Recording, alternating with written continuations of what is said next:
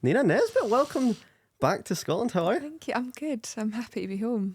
It's We're- pouring with rain, you know. We're What a welcome. essentially home. We've got our shoes off. Got my shoes off. This is home. I know I've got my big boots, so I just thought, why not just make myself at home? I had to match the vibe. This is the first time I've ever taken my shoes off for a podcast. How are you feeling about it? I'm going to do it for every other podcast. It's good, isn't it? Yeah, even if I'm at home, I'm going to just do it when I'm on Zoom. Yeah, just take them off. Take them off. Free the feet. Feet the feet. It's not something I had an idea that I'd ever say with Nina Nesbitt on a podcast. Free the feet. How does it feel to be in Scotland again? Like, you've been writing about it quite a lot recently. Mm-hmm. What's the felt sense of being back in your roots?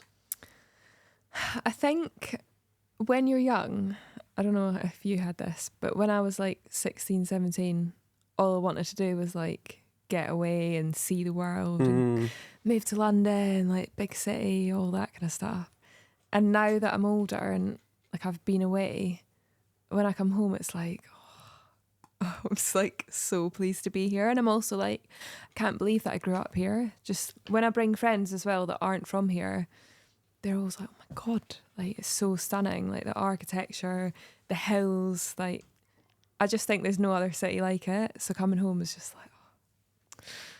Obviously it's piss and rain, but that's also part of it. So yeah, I think, I've been doing a lot of thinking about home. Getting like into my late 20s and kind of, just thinking a lot about what is home, I guess. You live in the south of England now. Does that feel like home just as much as Scotland feels like home? It's just different. I think like I've been with the same person for 8 years, so I think not to be like cringe, but wherever we are together feels like that is a sense of home. So it's just different. But I do feel like I kind of just go about my day wherever I am, like I feel quite just at home within myself. But then I often don't come across people with like Scottish accents or who get like that sense of humour, like all that kind of stuff. So when I come back, it's definitely like oh my God, like it's like this is me. Do you know what I mean? So yeah, I think I'm very much like I can feel at home anywhere person. I think you have to be when you're touring and stuff like that. But yeah, when I meet another Scottish person abroad, it's like I actually cried at the end of a tour once in LA. I met a Scottish guy and his wife that live there and they're writers, and I actually cried because I was like, oh my God, I didn't realise how homesick I was. So yeah, it's a different feeling for sure. Scottish people definitely connect on a different frequency than you would with anyone else, right? Yeah. I don't know why. It's just like I do feel like where I'm in England, like I think you have communities of people, but I feel like Scotland as a whole just feels like one big community. Yeah, I don't know if that's weird, but yeah, it just, and people from other nationalities almost have a sense of envy of that community. Like Americans love that they might have a great grandfather that once lived in Aberdeen 400 years ago. It's almost like a really exclusive club. It's a club. Yeah. Join the club. It's a niche. Definitely. Talk about your childhood home. Like, where did you grow up? What did the family dynamic and environment look like? So I was saying this earlier. People are like, where are you from? And I'm like, I don't know, because I grew up in Livy, like Livingston, and obviously like I remember a lot of that, but I left there when I was 11, 12. So I think like a lot of my formative years, I feel like were in my teens. Like they're the memories that have really stuck for me. And I moved to a village called Balerno, which is like outside Edinburgh at the end of the bus route. And that, like, for any bus fans, 44. It's on the bus. So yeah, made famous by the 44. Like Balerno definitely feels more like home, I guess, because I don't know, I just had so many like firsts there, like going out to the fields, like getting drunk with my mates, like going to high school, meeting my best friends who are still my best friends, and they like all live in London now. Like I think that I have the most connection to there. So yeah, I'd say Balerno. But like honestly, I had a great childhood. It was very just safe, now that I lived in London for 10 years, and actually not feeling safe to like walk home at night made me realise how lucky I was growing up in these like little suburban places. So yeah, I feel like it was just very safe and like a bit boring. But now I look back and I'm like, I was really lucky to actually have a boring childhood. Do you think that boredom is a component of what made you an artist and creative? Because you have such a lack of stimuli in your area, Definitely. You almost visit these places mentally that can inform your songwriting process and your sound and things such as that. Do you think that boredom created that creativity for you? I think so. And I think being an only child, I mean, what do you do? What do you do when you live in a village and you're an only child? You get the 44.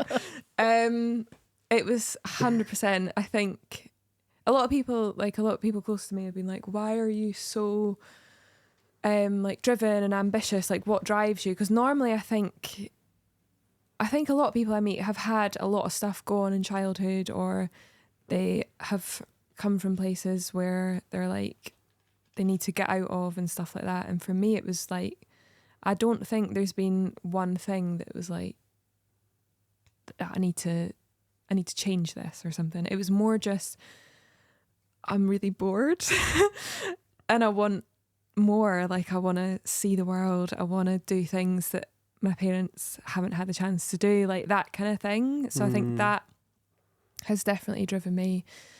And just as well, my mum's always had this attitude of, she's Swedish, so very different culturally. I think like my dad was more like, oh, get a proper job, you know what I mean? Whereas my mum was like, go for it, like you can do anything. So I think just that attitude of like, why not? Like, why not me? Who knows? Like, just give it a go. So I think that's probably been a component as well. I wonder how many children, so like two factors there, where you had a kind of liberal mother who allowed you to fantasize about your dreams and gave you hope that you could achieve them, but also you had this sense of boredom that allowed you to be creative, and those two components combined gave you this kind of recipe for success. And I kind of worry about other kids from Balerno or from Ayrshire, where I'm from, where boredom doesn't really exist anymore. Yeah, they live and work and study in small towns, but they can pacify their boredom with like TikTok and social media, this kind of instant gratification that they can get. Yeah. And I'm scared that a lot of, I said recently on a podcast that boredom is not a state, it's a symptom. It's a symptom of creativity with nowhere to go. Totally, yeah. And I feel like kids are probably pacifying that state with apps, whereas you pacified it with like creativity and singing and songwriting. Yeah, definitely. And I think I struggle now to create in the same way because there's just so many distractions. Obviously, like, I'm an adult and I have responsibilities now, but unfortunately, I definitely feel like I spend so much time just flicking through my phone, and it could be like 2 hours later and I'm just still sat there, and I think I could have written a song in this time, a song that might have like changed my life, and I'm sat here on TikTok watching like Gemma Collins. I love Gemma Collins, but like I need to just that was an oxymoron. Bloody love Gemma Collins, but it's not helping my life, is it? Really, realistically, I think you seem pretty happy about it. It's making me laugh, but yeah, I think as a kid I needed that escape from the boredom. And also, I don't know about you, but I was a very shy child. Like, I wouldn't really speak to anyone that I didn't know, and I think for me it was like somewhere to go that was calm, and I didn't have to put on a front. Did you find a level of expression in music? Was that inside getting out? Definitely. I find it really hard to like articulate my feelings. I don't know why, maybe because I'm Scottish. I feel like we just don't take things too seriously a lot of the time, and it feels almost embarrassed. It feels embarrassing to be serious sometimes. I think everyone's like a bit of a joke amongst me and my mates. So I think music is my place to express that and feel comfortable with that until I have to share it with the world, obviously. Yeah. So you left Balerno at 17. Yeah. What did you either run away from or run towards to? Obviously, Berlin, Balerno wasn't an environment that supported your creativity and could nurture it and grow it, and there was obviously no infrastructure that would put it on a pedestal and allow your talent to be seen to the wider world. Mm-hmm. What was it that you were running either from or towards? Or why did you run at all? I don't really know. Like, I remember I used to sit on Rightmove and stuff when I was like 13. And I know it sounds ridiculous, but I had no concept of money. Like, I didn't know how much was a lot of money, because I just think as a kid, maybe you just don't, I don't know what rent is supposed to be at 13, obviously.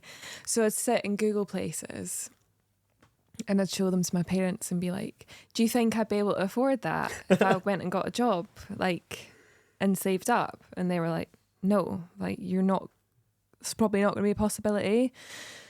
So for me, it was like, I guess people saying no as well. I was like, I want to prove you wrong. Like, I want to do it. I was like a dog with a bone. I was like, I'm going to move to London. I'm going to get signed and I'm going to be a singer. Like, that's all I want to do.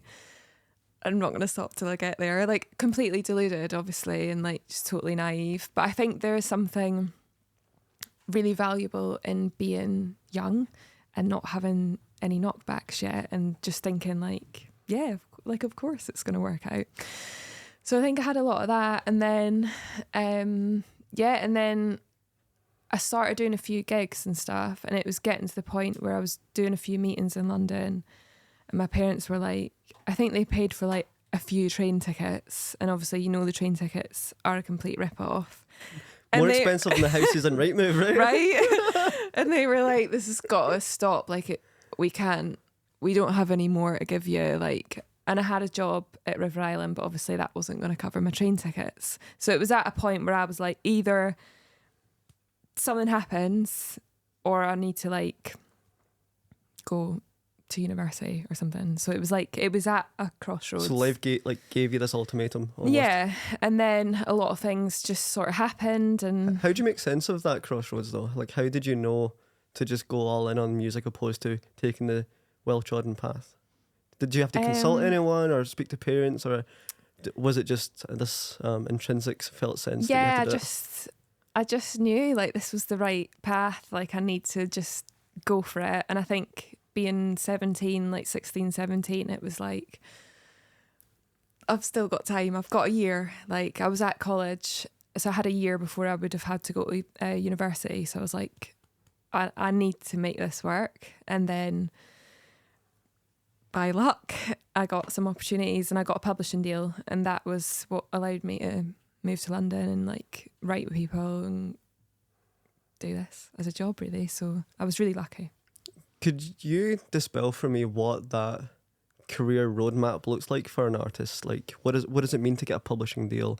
What does A&R do? What does a major record label do opposed to an independent? Like, could you like demystify the industry and the roadmap through it for me? Well, it's quite a big subject, but in like short terms, a publishing deal is for your songwriting. Okay. So I signed a publishing deal for my songs. So it was like writing for other people and also writing for myself. So it's like the copyright of your songs. And they will give you like an advance to live off, basically. And then you have to make that back. But it's like a lot of people don't make that back. I took 10 years to make it back. So you have this money and it's like, oh, cool, like I can do things now. But it's also like, no, that's to last you like forever, basically. So you have that. It's the same thing with record deals. And the record deal is for the recording side. So I signed to a major label when I was 18, and that was my first... What label? Island, Universal. And that was my first experience with that. And that was very much like the typical major label story. It's all exciting, and you put out an album. And then I got shelved, which is where they don't get rid of you, but they don't put anything out. So I was stuck there for 2 years after my first album. And then I eventually got dropped. Went to an indie label, and like an indie label, you definitely have a lot more creative control, but they still have like the infrastructure, like the team, and that was great. That was a really good experience. I released an album called The Sun Will Come Up The Seasons Will Change on that, and that album is like the most successful one that I've had, and it just completely changed my life. And that was a belter. Thank you. That was an amazing experience working with them. Did 2 with them, and now I've just set up my own record label, so that's a whole other thing. So what does that mean for you? Does that mean that you have full agentic control of like touring, bookings, recording, releasing, rights? And does that mean that you will do that for other people, or are you solely just focused on you and your music? Yes, so you could sign other people to it. At the moment, I'm just trying to get this album out and actually... So I can audition live right now? You can audition. It's a lot. It's a lot. So I'm trying to just get my head around how to run a record label. My ethos is always just like wing it. Just say yes and learn on the job. So that's what I'm doing. And so far, it's been really interesting. But yeah, I am doing it all like... in control of it all, which is really nice, but it's also like quite scary because if things go wrong, then it's your fault. But it feels good, yeah. If we go back to young Nina that was first recognised and noticed, did you have a big break like many artists do? I think I had a few.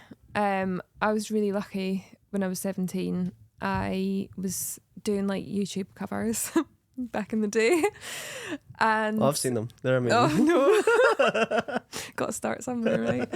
I did a few. I did an example one who seen you had on your podcast, and he seen his cover. It was a cover of Stay Awake, and he invited me on tour, and also had Ed Sheeran and Rizzle Kicks invite me on tour, which they were like in a bit of a community at the time, and I feel like they had a lot of artists help them out on their way up, so I think they were just sort of like giving back in a way. And yeah, my first tour was Support an Example round arenas. It's insane. Which was crazy. So I've been really lucky in that sense to have like those kind of breaks, and also Radio 1 were really supportive, just like playlists and songs, and yeah, having that support was great. And do you think that ecosystem and infrastructure was only there to support you because you were in London? And do you think that same break would have happened in Balerno, for example? Well, it did actually happen in Edinburgh. So yeah, it all came via online or in Edinburgh. So of course, I think a lot of the time, especially back in the day, you felt like, oh, I need to be in London, I need to be around the industry, I need to like meet artists. And I think now more than ever, it's like so much of it's online, and I just think you don't need to be in a big city or in the industry. I think just do something that you love, do something that's good, hopefully, and people will find it these days. I think, yeah, like with TikTok and stuff, things can just blow up overnight. So do you think that gives you another felt sense of appreciation of home, because you've had the big city lifestyle, you've been all around the world, and because you've achieved your material desires and had all these crazy experiences, you've kind of scratched that itch, and now you can have a greater capacity to appreciate the essentialism of Scotland and the minimalistic lifestyle of Balerno or Edinburgh. Yeah, I think so. I think as well, when you're younger, you think, oh, when I get this or when I achieve that, I'm going to be happy.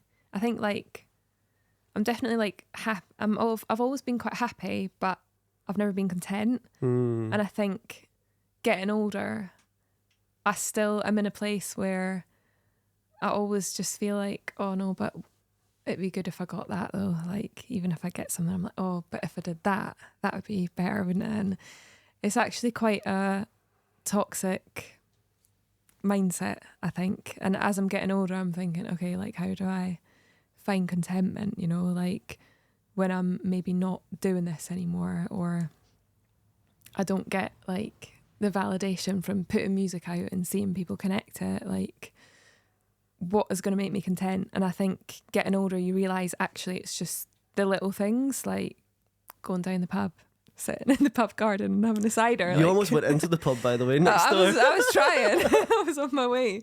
But I think, yeah, I love just the little moments now. Yeah. Yeah. Maybe I'm just becoming boring and old. No, I think it's because you've scratched the big itches. You can appreciate the small ones. Yeah. Because I think the type A achieving personality that you seem to have always had, and it's the kind of same personality I've had. You're always dreaming of these big ticket goals. Yeah. And you can't satisfy with your current existence until you've done those things. I know. And only recently I've found my voice on my podcast because I've ticked off, like, Jimmy Carr was like a hero of mine, and he was so like cool. He was on the dream guest list, and I never thought I'd ever have him. Yeah. But just having that experience and just meeting him allowed for me just to find my voice and embrace every conversation, regardless of who it is on the podcast. I've ticked that status game almost. Yeah, that's so cool. And I can imagine it's very similar with you and like supporting Coldplay, yes, Stevie Nicks, which I can say on the podcast, doing arenas O2. Yeah. I think as well, it's like when you achieve something that is up here on your list, like a dream, I think it brings me like so much happiness when I get it or when I do it. But then afterwards, I feel like there's such, like, after Coldplay, I had the Coldplay blues. Like, I was like, how am I ever going to top that? Like, oh my God. Can we talk about that experience? I think we need to tell the story. We need to talk about it. How did that happen and what was it like? I have no idea how that happened. I got an email that just offered me the 2 dates at Hampden in Glasgow, and I couldn't believe it was real. And then I think it was they were trying to get local artists for each city, maybe. So they got someone from Edinburgh. So they got me, yeah. Well, Livingston's sort of in between. So that happened. And then he was watching my sound check on the second day. And I thought it was him, but I couldn't tell because he had a hat pulled completely over his face. And I was like, I think that's Chris Martin, but I don't know. And then I went to catering classic. I was like going to get the cakes because they're amazing, by the way. And I got all these missed calls from a guy in my band, and he was like, you need to come to the dressing room now. Chris Martin's here looking for you. And I was like, oh my God. And stadiums obviously are huge. So when you're backstage at a stadium, you're like, you could be walking for 15 minutes. I ran to the dressing room, and he was there and he was like, oh, I love your voice. Absolutely love your song Colours of You that you were singing. Do you want to sing with me tonight? And I was like, oh my God, what? That's insane. I just couldn't believe it. I was like, yeah. And then I had to like learn the song and did the sound check with him. And he was just so chilled and so down to earth. Like the whole band, every single person that worked on that crew was genuinely so nice. And I think some tours that you do, you very much get treated as like the support act, just like go away and hide in a corner because obviously like they've got so much to do. But other tours, I feel like it just feels very like welcoming, and that tour felt so like that. And I thought a stadium tour of that level, and they're still being so accommodating. And yeah, I felt really chilled in the sound check. I was like, this is fine. And then I had to like come up this little hole in the stage. I came up and I was like, hello world. Fuck, like the whole stadium was lit up with the bands. Oh yeah, of course. It was like something out of a dream, and I was just like, just taking the moment. Don't even be nervous. Just enjoy this moment. And it was incredible. So cool. Did you do anything in retrospect that you wish you did in that experience? Like be more present, celebrate a bit more.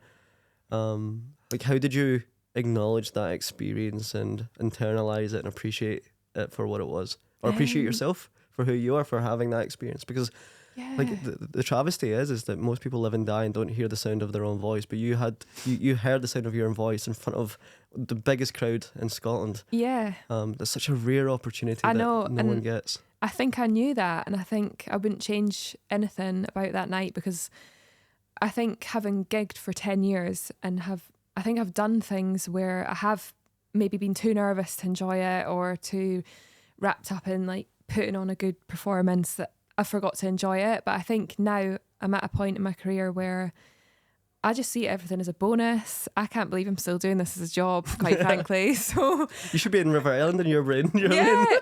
literally. I'm like, yeah, I'm enjoying things now a lot more. So yeah, that's amazing. Yeah. One thing that I heard you say, I think it was on a podcast or an interview, and it was like, like a holy shit moment. And I think it was something along the lines of famous people stop aging the year they get discovered. I think I heard you say that. Yeah, apparently that's the thing. Yeah. Do you feel like that happened to you? A little bit. I feel like I'm quite lucky because I don't really think I'm famous. I just think I've got... You are. No, I'm not though. I feel like I've got people that know my music, but I'm not at the level where, you know, actual famous people, like, they can't walk down the street. I think that would have fucked me up quite badly, to be honest. I'm quite grateful to be at the level I'm at. So yeah, I do feel like in a way though, at 17, like I signed my deals, so I had to have what they called, like, a guardian look after everything for me. And I think, like, I still run things with my mum because I just feel like she's sort of been there from the beginning and I can trust her 110% to look after everything. And I think in a way, like, people still help look after me in a way that's maybe quite unusual for someone my age. But, like, my manager deals with any, like, awkward situations, which again is like, that is what managers do. I have, like, a lot of support from my family in terms of, like, just navigating this industry. And I feel like it's really stunted my growth personally with, like, conflict or anything like that. I really struggle to have, like, difficult conversations. So you're telling me the only reason you said yes to this was because you couldn't say no? Yeah, no, I wanted to do this. But just, like, I'm trying to have difficult conversations and, like, push myself in that area, because I think starting so young, being literally like a child and having people sort of deal with those things for me has made me, like, incapable of dealing with, like, yeah, standing on my own 2 feet a bit. So I think in that way I'm quite immature. Yeah. Is there a dark side of fame that you've experienced? I definitely think, I can't speak for men, but as a female in this industry, I've really struggled a lot with, like, body image and stuff like that, mainly just online stuff, which... I saw that you recounted a Daily Mail article recently. Yeah. That made you feel a very certain way for a very long time. Yeah.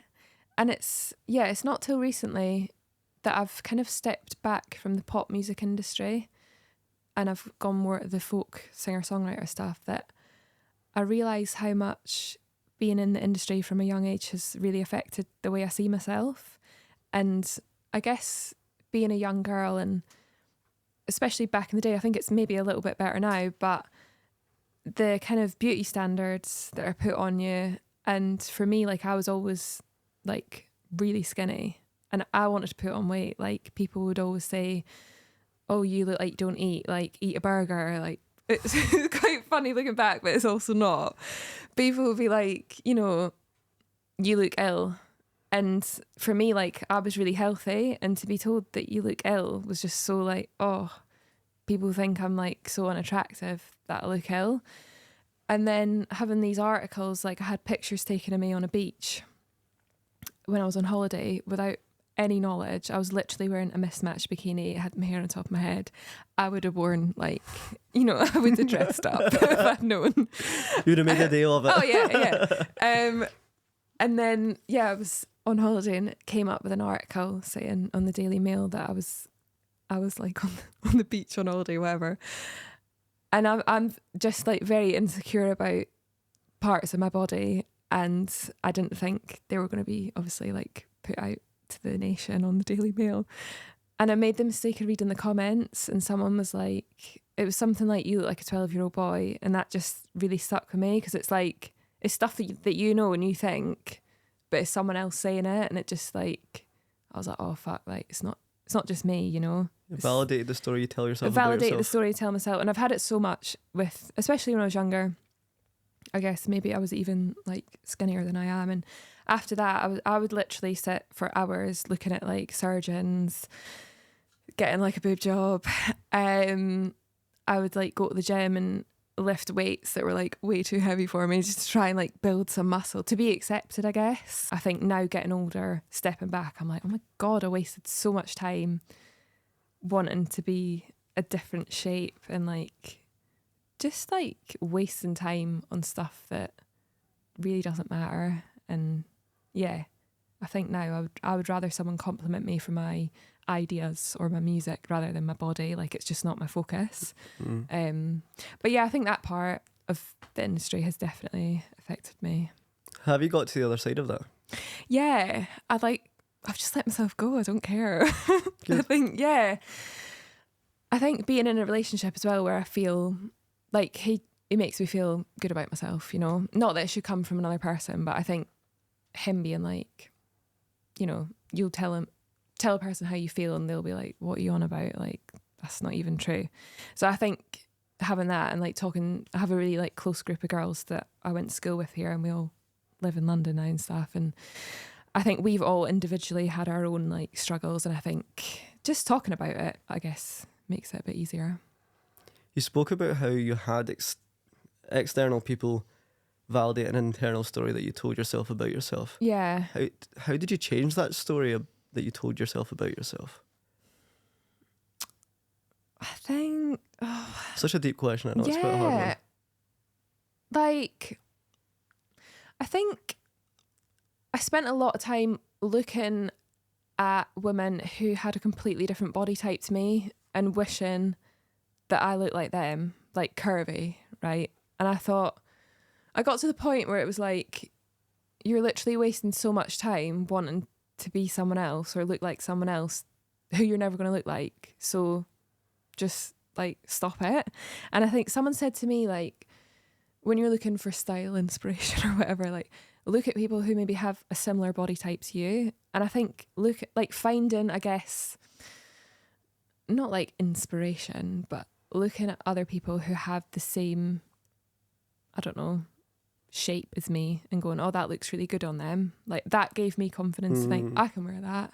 I think finding not like a role model, but just finding other people that were so confident and comfortable in who they were, I think inspired me. And also just getting older, like I think you just stop giving a fuck about these things.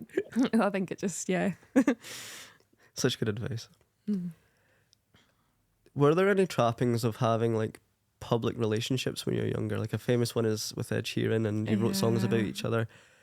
Like, what does it mean to have both written about each other and as a result hallmarking that relationship and music history almost? Because those songs will always be there and it will always be a sign of the times. Has that had an effect on you having such a public relationship with someone who also was a emergent pop star, Ed Sheeran? I think so. I think on one hand, I'm like obviously super grateful for everything that he's done for my career, like taking me on tour and stuff like that. And I feel like he really, like, what's the word? Kind of like, I don't even know the term, but like put his light on for me as like an artist in the beginning when no one else did. He was like, I see you, I think you're good. And I think that for me was, like obviously amazing and example, like all these artists that kind of stood up and like, I think you're good. But I think the relationship side, it's a difficult one because for me, like I was 17, been out for a while. He wrote a song, I wrote some songs. But I think that has been a huge driving force in my career in a positive and a negative way, because I think when that happened, people were like, oh, you're only where you are because you went out with him. And it was so frustrating because it was like the relationship didn't even happen till later. But I feel like a lot of people, I'd literally walk down the street and people were like, you're a slag. Like people would call me a slut, stuff like that all the time. And just kind of like discount my music, which I never wanted it to be like that. And I think, you date a songwriter, you're probably going to get songs either way. But I think it's driven me to prove myself as an artist. It's made me work harder and like want to be taken seriously for my music. And I think I got there on The Sun Will Come Up, The Seasons Will Change album. But like it took me a long time, and I think, yeah, it's followed me around for a long time. And I don't really speak about it because I feel like when I do, like a one line is taken out and it becomes a headline and then it looks like I'm speaking about it. But I feel like I've got to a point now where I'm so like far removed from it that I think like it is a relevant topic, because I think a lot of female musicians get lumped in with this whole like ex-girlfriend or girlfriend of, and it's like it never happens the other way around. It doesn't happen the other way around, and it's like it's 12 years later now and people still like write about it, and I think like, can we move on? For me it feels so like I feel like I've done so much as an artist and I want that to be the forefront. But you're gonna write songs, you know. Well, that's why I asked, like, how do you feel about, like, for example, your name is the title of the song, so that's hallmarked there forever, and it's all people can always go back to that. Yeah. Do you ever wish that didn't exist and it wasn't in the public domain? Because again, what was it like to have a song named after you as well? Perhaps if it was named something else, it would have been a bit easier. Yeah. But that's Nina. It doesn't really bother me, to be honest. I think like it wasn't a single, so it wasn't everywhere. Yeah. I knew it was coming out. Well, I knew you'd written it. I didn't know it was coming out, but like, it's a songwriter. You're going to write songs. Yeah. I've written songs about people I've been out with. It doesn't really bother me. I think whatever, really, is what it is. It's the original rap beef. Like now we have Kendrick Drake. That's like that's the Should original. Have written a follow-up. Let's do a diss track right now. No, I'm joking. That would go in the papers. No. Do you know what? Like, everyone is entitled to express themselves creatively. So, yeah, it's fine. I love it. Talk to me about some of your career highlights. Like, what are some of the moments that really matter to you? That young Nina is grateful that you had. Career highlights. Definitely the Coldplay one, for sure.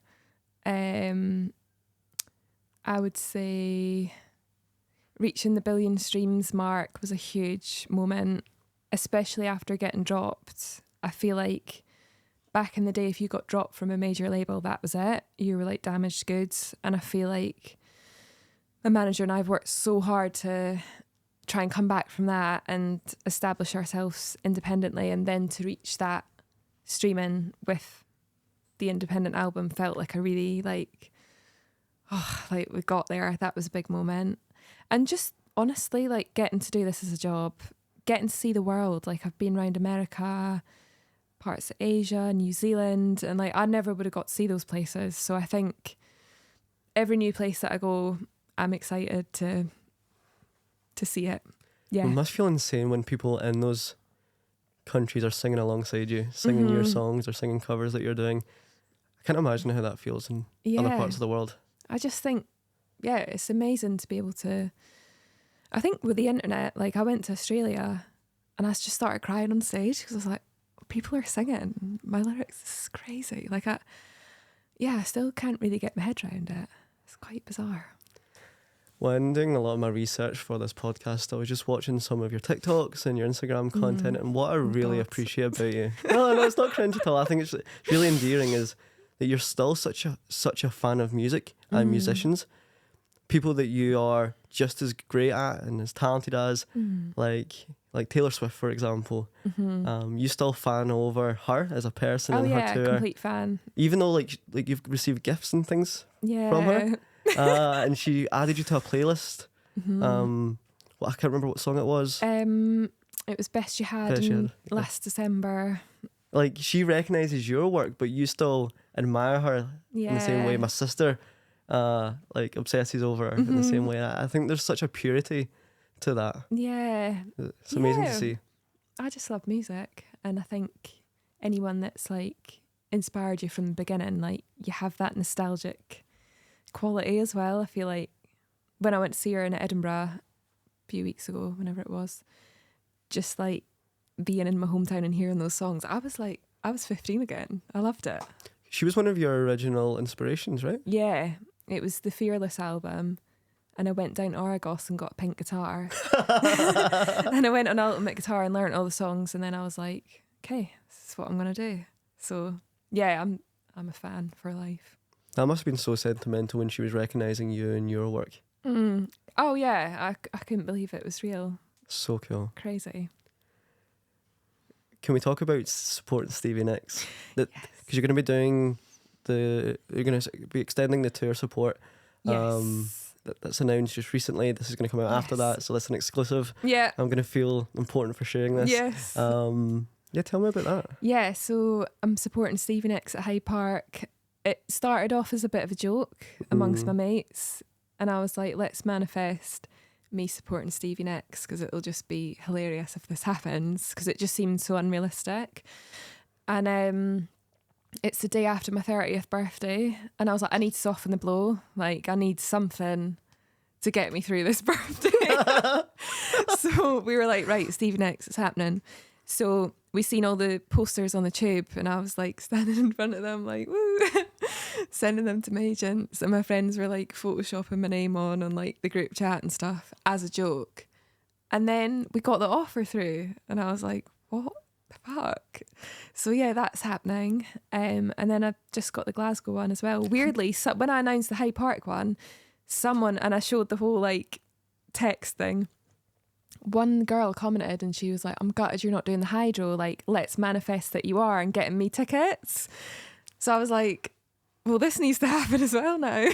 That's insane. So yeah, and somehow it's happening. So and the coolest part about all that, like I was saying before we hit record, I watched a video of you from 2013 in the Institute in Birmingham covering Fleetwood Mac, saying it was one of your favourite songs by them. Yes. And so you've manifested it for like not just the last few weeks, but for years. I know. Stevie Nicks is such an icon. I think like Stevie Nicks, Joni Mitchell, Carole King, like all those women are just absolute icons. So yeah, very excited. I think that's us. Okay. Oh, thank you for having me. This is fun. Thank you. Oh, this has been great.